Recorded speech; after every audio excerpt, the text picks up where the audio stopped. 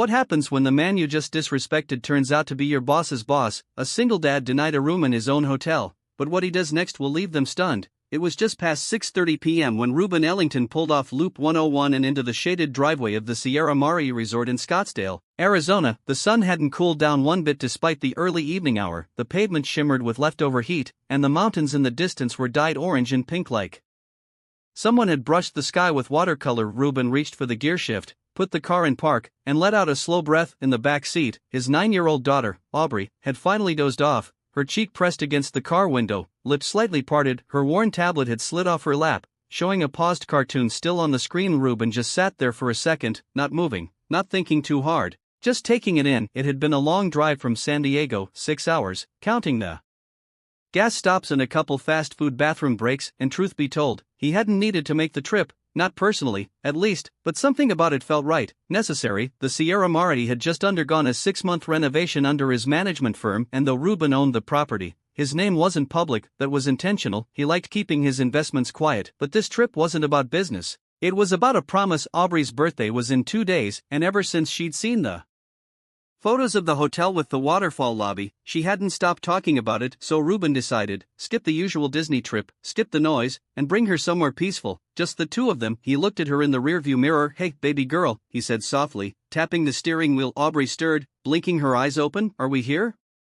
Reuben smiled. "We're here." She perked up, stretching in her seat. "Can we swim tonight?" "Let's check in first, then see about that pool." He opened the door, stepping out into the dry heat. His knees cracked a little, a reminder of his time overseas, the kind of reminder that doesn't go away with age or comfort. He walked around to open Aubrey's door. She climbed out, holding her pink backpack like it was made of glass. Reuben didn't look like a man with wealth. He was in a navy t-shirt, cargo shorts, and some old running shoes that had seen better days. His hair was cropped close, his face clean shaven, and his skin carried the shade of someone used to sunlight and discipline. Years in the Marines will do that to a man. But he wasn't here to be recognized, he was here to rest. He took Aubrey's small suitcase from the trunk and walked toward the front entrance with her hand in his. The lobby of the Sierra Mare was cool and smelled faintly of lavender and cedar. The sound of the cascading indoor waterfall filled the background just like in the pictures. Aubrey's eyes lit up. Look at that wall, it's really water." Reuben grinned. "Told you it was real." The front desk had 3 staff members. 2 were chatting behind the monitor, laughing at something on one of their phones. The third, a sharply dressed young woman with dark lipstick and a name tag that read Mackenzie, looked up from her monitor as they approached. Reuben gave a nod and a polite smile. "Evening, checking in, name's Reuben Ellington, should be under Ellington Travel Partners." Mackenzie's smile faded as she looked him over. Her fingers froze on the keyboard. Do you have a confirmation number?" she asked. Not making eye contact. Reuben raised an eyebrow, but kept his tone light. "Shouldn't need one, we own the property. I booked directly through the firm last week, 5 nights, deluxe suite, just me and my daughter." Mackenzie gave a tight smile. "One moment." She clicked around the computer with exaggerated movements, glancing at Reuben every so often like he was wasting her time. After about 15 seconds, she looked up and sighed. "Sir, I'm sorry, but we're fully booked for the week. There must have been a mix-up." Reuben blinked, confused. "That can't be right." "It happens," she said with a shrug, already moving on to the next guest in line. "You could try the hotel across the street, they might have something." Reuben glanced down at Aubrey, who had gone quiet, eyes darting between them. He turned back to Mackenzie. "Can you double-check, please?" But Mackenzie had already called over the next guest, a couple dressed in golf polos and luggage straight off the rack at REA. She smiled at them brightly. "Welcome to Sierra Mare." Checking in, Reuben stepped back, his jaw set, not in anger, but in that firm, controlled way that men like him had learned in war zones, courtrooms, and boardrooms. He bent down and whispered to Aubrey, "Let's take a seat for a second, okay?" She nodded, confused, but quiet. They moved to a side bench near the artificial waterfall. He watched as the couple was handed 2 key cards with wide smiles and zero friction. He didn't say a word, but he saw everything. He wasn't angry yet, but something told him this wasn't just a booking issue. What happens when Reuben uncovers the real reason behind their rejection? Reuben watched as the couple smiled their way toward the elevator, the bellhop already trailing behind them with 2 designer suitcases. The same bellhop gave Reuben a once-over, but didn't say a word, just looked, then looked away. He sat with Aubrey quietly for a moment. She kicked her legs against the bench, hugging her backpack. "Daddy," she said softly, "did they forget our room?" He forced a smile. "I don't think they forgot. I think someone just didn't want to look." Aubrey tilted her head, unsure why. He paused, looked down at his hands. Sometimes people make decisions based on what they think they see, not what's real. Her eyes didn't leave his. Kind of, he said, but the disguise isn't on me. Before she could ask what that meant, Reuben stood. Let's try again. He walked back to the front desk, this time without his daughter. Mackenzie had just finished checking in another pair of guests, older gentlemen in polos who were chatting about tea times and drink tickets. Excuse me, Reuben said. Calmly, Mackenzie sighed. Sir, I told you, I heard you, he interrupted, but I need you to do one thing for me. Type in the name Ellington Travel Partners and check the reservations under that file. Mackenzie hesitated, her fingers hovering above the keyboard. Look, I already checked. And Reuben didn't raise his voice, he didn't scowl, he simply leaned forward and said, please. There was a shift, a slight one, but it was there. Her eyes narrowed just a bit, her shoulders stiffened. Still, she clicked. She typed, scrolled, paused, for a flash, just a second, her face changed, a flicker of recognition, then it vanished. Nope, she said quickly, clicking out of the screen. Nothing, like I said, we're full. I'm sorry. Reuben watched her. He said nothing, nodded once, then stepped aside. From a chair in the corner, Aubrey watched her dad walk slowly toward the lounge area, past the front desk. He didn't look mad, he looked like someone collecting information. Quiet, focused, he found a seat near a large indoor planter and pulled out his phone. A few taps and a call connected. Lisa, yeah, it's Reuben. I'm at Sierra Marity with Aubrey. Pause. No, not yet. I was just told the hotel's full. Pause. Yes, I'm aware of the irony. He chuckled once, but it didn't reach his eyes. Can you have someone confirm the booking file on your end? Yes, under the usual. I don't want anything special, just check. I'll wait. He hung up and leaned back. Aubrey had come to sit beside him now, resting her head on his arm. Daddy, she whispered, are we going to have to sleep in the car? He looked at her. That question hit differently, not because they couldn't afford better, but because he remembered what it was like when that was the only option. No, sweet pea, we're not. He kissed the top of her head. Just then, his phone buzzed. One message, then another, both from Lisa. Confirmed, your suite is in the system, booked under Ellington Travel, 5 nights, room 314, they definitely have it. Want me to call the GM? He stared at the screen, then at the front desk. No, he replied, let's give them one more chance. He stood again, phone still in hand, and walked back toward the counter. This time, a different staffer, a tall man in a beige blazer, around 30, thin mustache, name tag Calvin, stepped forward. Good evening, sir, how can I help you? Reuben gave him a look, not aggressive, just direct. Hi, I've been trying to check in, my booking's under Ellington Travel Partners, room 314. Calvin nodded and started typing. Mackenzie, standing nearby, suddenly grew quiet. After a few seconds, Calvin blinked and looked back up. Huh? You're right, it's here, 5 nights deluxe suite. My apologies, Mr. Ellington. He didn't even flinch at the name, but Mackenzie, she flinched just a little. Reuben kept his voice even. So, the room's available? Calvin cleared his throat. Yes, sir, not sure why that didn't come up before. You might want to look into that, Reuben replied. Calvin nodded. Absolutely, I'll get your keys printed. Would you like help with your bags? No, Reuben said, I'd like to speak with your general manager now. Calvin paused. The GM's not in until tomorrow morning. Reuben tilted his head. Okay, assistant GM, I'll see if she's available. Calvin disappeared into the back. Reuben glanced at Mackenzie, who suddenly found something fascinating about her pen. Aubrey returned to his side, her hand slipping into his. Did we get our room now? We did, he said, then added, but I'm not done yet, because Reuben wasn't just checking in anymore, he was paying attention. Calvin returned a few minutes later, slightly flushed, holding 2 freshly printed keycards. Here you are, Mr. Ellington, he said, setting them down with a careful smile. Room 314, 3rd floor, elevators to your left. Reuben didn't reach for the keys, he looked him in the eye. Did your assistant GM come out with you? Calvin hesitated, then offered a tight nod. She's tied up on a call right now. She asked if you'd be willing to wait or if she can reach out tomorrow. I'll wait, Reuben said simply. He could feel Mackenzie's eyes on him, but she wasn't speaking. She stayed perfectly still, like hoping she'd disappear if she didn't move. Aubrey tugged at his shirt. Can I go look at the waterfall while we wait? He nodded. To stay where I can see you. She skipped off a few feet and crouched near the low marble wall that held the cascading water. Her reflection shimmered in the glass, fascinated by the way her fingers distorted in the ripples. Reuben turned back to the desk. You said the hotel was full. Mackenzie finally spoke. Yes, earlier. I must have overlooked something. That something was me, Reuben said. Calvin shifted awkwardly. Look, I'm sure it was a simple mistake, was it?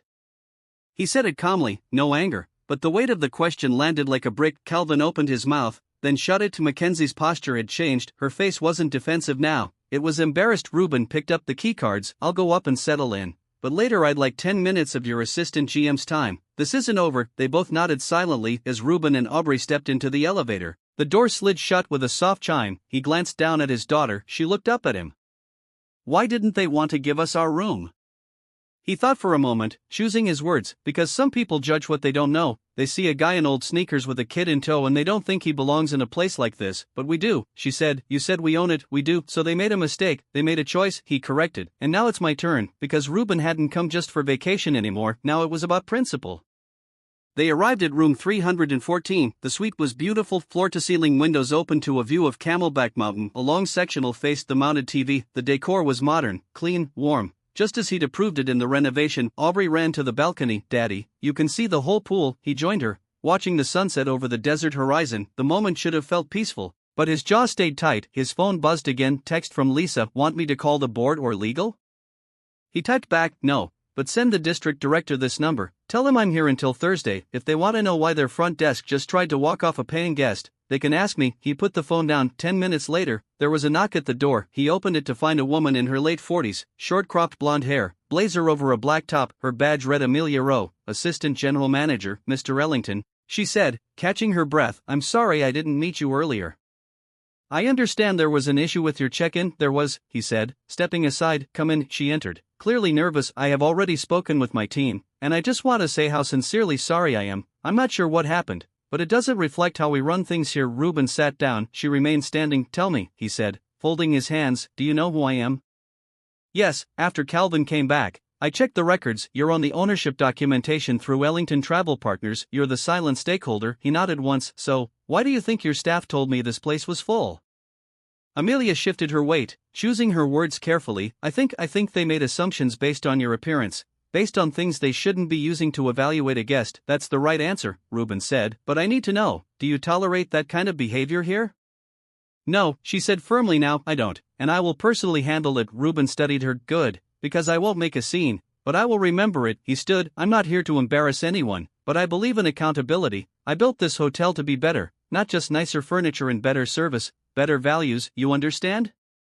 Amelia nodded quickly. Absolutely, I'll make sure it's addressed. He extended his hand. She shook it. Thank you for your time, he said, as she left. He closed the door and turned to Aubrey, who was now curled up on the couch, flipping through a resort magazine. Everything okay now? She asked. Getting there, he said, but Reuben wasn't finished watching. Not yet. The next morning, Reuben was up before the sun. Old habits, hard to shake. He brewed the in-room coffee. Terrible stuff, but better than nothing, and stepped out onto the balcony. The air was cool, dry, and still. Below him, the pool was empty, the patio chairs perfectly aligned. He leaned against the railing, watching. He wasn't mad anymore that had passed. Now he was curious. What kind of place had this become when no one was looking? At 8 a.m. sharp, he and Aubrey headed downstairs. She wore her favorite orange dress with sneakers, hair in two poofy ponytails. She insisted on doing herself. Reuben wore the same kind of outfit as before, plain t-shirt, old jeans, no watch, no labels. They looked like any father and daughter on a simple getaway. That was the point. As they passed through the lobby, he noticed Mackenzie at the desk again. Her smile was tight, eyes down, hands fidgeting with something under the counter. Calvin stood nearby, overly polite to the well-dressed guests who came in, asking about the breakfast buffet. Reuben didn't stop. He and Aubrey made their way to the main restaurant, Desert Bloom Cafe, just off the lobby. Table for two? Asked the hostess, a young woman with box braids and a clipboard. Yes, please, Reuben said. She smiled genuinely. Right this way. That was a good sign. They were seated near the windows. Reuben ordered a veggie omelette and coffee. Aubrey went straight for the pancakes with chocolate chips and extra syrup. Midway through the meal, Reuben noticed something. An older couple, white, mid-60s, clearly local regulars, were seated nearby. When the hostess walked away, they called over a server directly. We don't want to sit this close, the man said. Can we be moved somewhere quieter?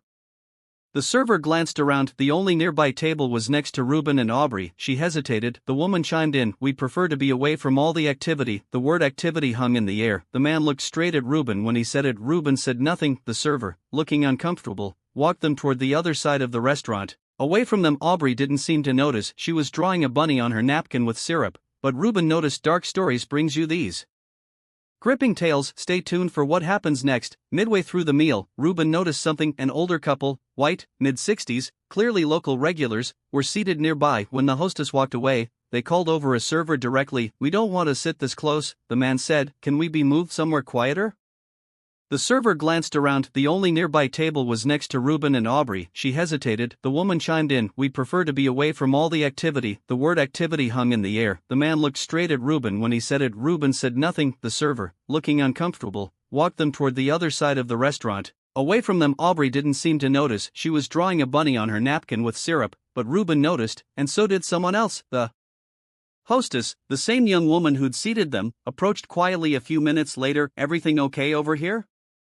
Reuben smiled. "We're good, thanks." She lowered her voice a little. "I just wanted to say I saw that and I'm sorry, that couple's known to be a bit sensitive." Reuben looked up at her. "You handled it well." She nodded once. "Thanks. Let me know if anyone else gives you trouble." She walked away, head high, back straight. Now, that was someone worth investing in. By 10 a.m., they were back in the lobby. Reuben took a seat with his coffee and opened his phone, pretending to scroll. Aubrey sat nearby, with her headphones, watching a movie, but he was watching everything. One guest, a younger black man in a suit, possibly in town for a conference, walked in and approached the front desk. Reuben saw Mackenzie tense immediately. The man was polite, handed over his ID, said his company had booked through the corporate rate. Mackenzie looked it up, then told him she didn't see it. He asked her to try again. She said there was nothing she could do, told him to call his company and come back with a confirmation. The man, clearly embarrassed, but keeping his cool, stepped away and dialed his phone. 30 seconds later, Reuben stood up, walked up to the desk. "Excuse me," he said to Calvin, "can I speak with Amelia?"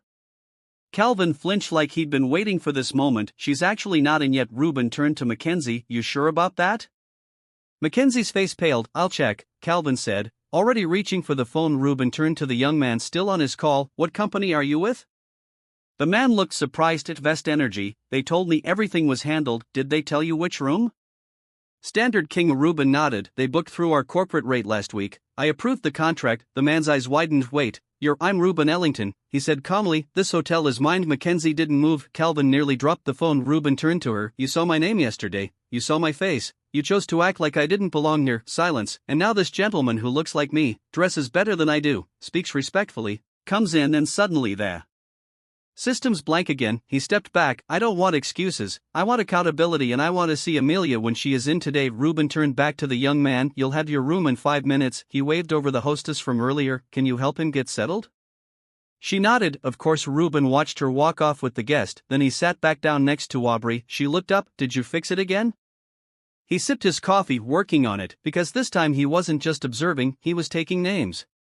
By noon, the story had made its rounds. Staff whispered near the elevators. The barista at the lobby cafe suddenly offered Reuben a free refill. No questions asked. The bellhops, who hadn't even looked in his direction the night before, now gave quick nods and stood a little straighter when he passed by. Reuben didn't need attention. That wasn't his goal, but what he did want was happening. People were realizing they'd been seen. He and Aubrey spent the early afternoon at the pool. She splashed in the shallow end, chasing a pool noodle like it was the highlight of her life. Reuben stayed poolside, stretched out on a lounger, still watching. A group of employees passed by now and then. He caught familiar glances, side eyes, double takes, but no one approached. At 2:47 p.m., he received a text. "Amelia is in, waiting in the executive lounge. You're welcome to meet there at your convenience." He dried off, got Aubrey a snack from the cafe, and said, "I've got to talk to some people for a few minutes. Want to hang in the room and watch cartoons?" She nodded, mouth full of fruit snacks. He walked into the lounge, which was empty except for Amelia and one other man, white, bald, mid-50s, suit with no tie, name tag clipped to his breast pocket. Gordon Presley, regional director. So they were bringing out the regional brass now. Amelia stood. "Mr. Ellington." Reuben shook her hand, then turned to Gordon. The man extended a firm handshake. "Mr. Ellington, pleasure. I flew in from Dallas this morning. Amelia gave me a full report and I'd like to apologize personally." Reuben took a seat. "You read the report?" he asked. "I did." "Good. So, you already know this was not a system error, it was a people problem." Gordon nodded. Amelia added quickly, "I've already spoken with Mackenzie. We're placing her on administrative leave while we conduct a full review." Reuben tilted his head slightly. "And the rest of your team?"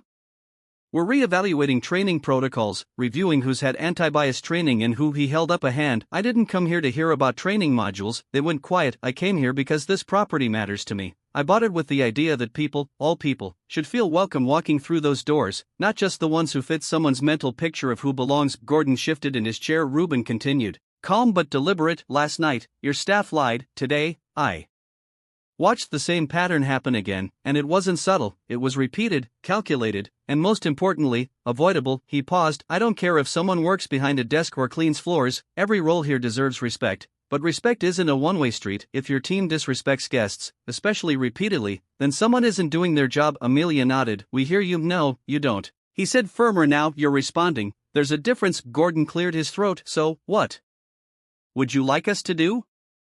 Reuben leaned forward, elbows on the table. I want more than disciplinary action. I want you to use this as a case study, something real, something your staff can't ignore, not a module, not a slide deck, a meeting with names, details, consequences. They didn't interrupt. I want it clear, this is not about me. It's about anyone who walks into this hotel, whether they're wearing loafers or flip-flops, whether they drove here in a rental or a Lexus. If your first response is to assume someone doesn't belong, you don't belong on my team. He stood, and I want every one of those guests, especially the ones who were brushed off, to be followed up with personally, with an apology, not a voucher. Gordon nodded slowly. Consider it done. Reuben looked at Amelia. You're good at your job, but don't cover for people who aren't. It brings down the whole house. I understand. He turned to leave, but paused at the door. Well, and Gordon, yes, next time your team lets someone slip through like this, make sure it's not a Marine who owns the place. He left the lounge without waiting for a response. Back in the elevator, Reuben exhaled. It wasn't anger anymore. It wasn't even disappointment. It was clarity, and sometimes that's the most dangerous thing a person can have. He had given them their wake-up call. Now it was on them to decide what they'd do with it. The next morning felt different. Reuben noticed it the second he stepped off the elevator. The lobby had the same marble floors, the same indoor waterfall, the same scent of cedar and lavender, but the energy had shifted. Calvin greeted him first, not with nerves this time, but something closer to humility. Good morning, Mr. Ellington, he said, standing straighter. Your daughter enjoyed the pool yesterday? Reuben nodded. She did, thank you. Calvin looked like he wanted to say more, but didn't. Instead, he gave a respectful nod and got back to work. In the restaurant, the hostess who had seated them before approached again. Hey, I heard what you did, she said under her breath. A lot of us really appreciate it. Reuben smiled. You were already doing things right. That's what matters. After breakfast, Reuben and Aubrey walked the grounds together. She clung to his arm, swinging her feet off the edge of the decorative stone borders, humming some tunes she'd made up. To her, this place was just a fancy hotel with a big pool and unlimited pancakes, and Reuben wanted to keep it that way for now. But as they passed by the conference room hallway, Amelia stepped out. She was holding a clipboard, face serious, but not tense. Mr. Ellington, she said, do you have a moment? Aubrey looked up at her father. He gave her a wink. Go get your tablet from the room. I'll meet you up there. Once she was gone, Amelia cleared her throat. I thought you should know. We held a full staff meeting this morning. Mandatory. I walked them through what happened, names, details, everything. Reuben raised an eyebrow. How'd they take it? She didn't sugarcoat it. Some were defensive, a few were embarrassed, a couple tried to play dumb, but they listened. And I made it clear this wasn't optional growth, it was required. He nodded. That's what I wanted to hear. I also let them know you'd be speaking with corporate next week. They're interested in building this into our training materials chain-wide. Reuben chuckled. Good. Maybe it'll keep someone else from going through this. Amelia offered a small genuine smile. For what it's worth, you didn't have to handle it this way. You could have made a public scene, called a press conference, gotten people fired on the spot. Maybe, Reuben said, but what would my daughter learn from that? Amelia didn't answer right away. She'd learn that power is something you swing, Reuben said, not something you stand on. That's not what I want for her. I want her to understand respect, not revenge. Amelia looked down at her clipboard. We'll do better. I promise you, I believe you. He turned to go, then stopped. Let me ask you something, he said over his shoulder. If I'd walked in here wearing a suit, no kid, different last name, do you think this would have happened? Amelia was honest. No, probably not. Reuben nodded. Then we both know what needs to change. Later that afternoon, Aubrey wanted to visit the gift shop downstairs. She had $10 of birthday money burning a hole in her pocket. As they browsed, Mackenzie entered the store quietly. She looked smaller than she had a few days ago, not physically, just less sure, less sharp around the edges. Mr. Ellington, she said softly. He turned. I wanted to say I'm sorry for how I treated you, for how I looked at you. Aubrey was thumbing through postcards nearby. I've been thinking about it a lot, and I realized I assumed things I had no right to assume, and I can't take it back. But I'm sorry. Reuben studied her face. She meant it. You could tell when someone wasn't putting on a show. He gave a small nod. Thank you for saying that. She looked relieved. I don't expect you to forgive me, but I do. I forgive you, he said, but I won't forget. And neither should you. She swallowed and nodded. I won't. As she walked away, Aubrey ran up, holding a stuffed javelina toy. Daddy, can I get this? He chuckled. What is that? It's a desert pig. He held out her $10 bill. It's all yours, boss. They spent the rest of the trip enjoying themselves, pool days, room service, movies before bed, and for the first time in a long time, Reuben felt like he wasn't just fixing things, he was building something. On their final morning, as they loaded up the car, Calvin came outside with 2 cold water bottles and a paper bag. Just a little road snack for you and your daughter, he said. Muffins from the kitchen, no charge. Reuben accepted it. Thank you. Calvin looked him in the eye. We won't forget the lesson, sir. I hope not. He buckled Aubrey into the back seat, gave her a kiss on the forehead, and slid into the driver's seat. As they pulled away from the Sierra Mare, Aubrey said, Daddy? Yeah, you're like a secret superhero, he smiled. Nah, just your dad, because sometimes the biggest power move is walking away with your head high and your hands clean. Don't judge people by what they wear, how they look, or what you think they can afford. Respect is free to give and costly to ignore. If this story made you think twice about the way we treat people based on first impressions, share it. Maybe someone who needs to hear it will see it at the right time. And if you've ever been on the other side of that front desk, stay patient, you never know who's watching. Brought to you by Dark Stories.